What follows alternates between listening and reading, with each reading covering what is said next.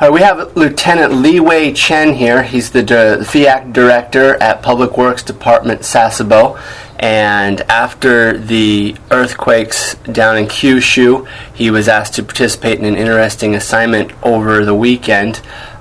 Lieutenant Chen, can you tell us how you got this assignment and what you did?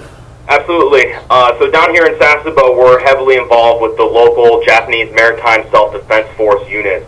So Lieutenant Commander Sanuki, who is essentially our equivalent of a public works officer there, worked with him for a very long time, and they were very interested in finding ways that they could integrate their military units doing humanitarian assistance, disaster relief, with our military units. So based on that background and their interoperability, they invited me to come along on their site visit and clearing operations to see how we best work together bilaterally. Okay, interesting. And you have some experience in this, don't you?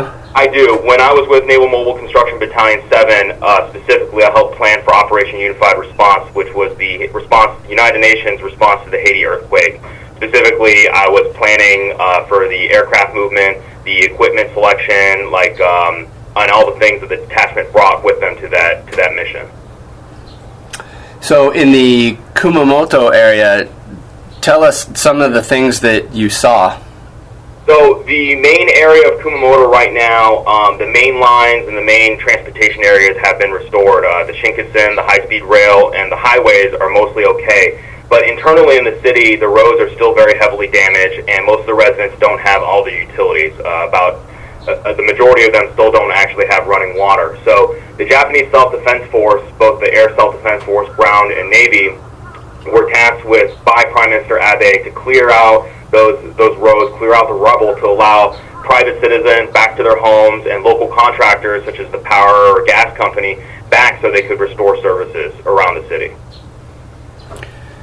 And you got to meet the Minister of Defense for Japan, didn't you? That's correct. So Minister Nakatani, he came and visited one of the sites where they were reinforcing a road and a retaining wall. So he came down. He is a former Japanese Ground Self-Defense Force Ranger, so very popular among the sailors and the troops there. So he got out, got to see everyone, shook everyone's hands, implored everyone to work harder and continue with his tour. It was good. All right. Is there anything else you'd like to add about your experience over the weekend? It was really a rewarding experience to see the citizens really appreciating the Japanese Self-Defense Force.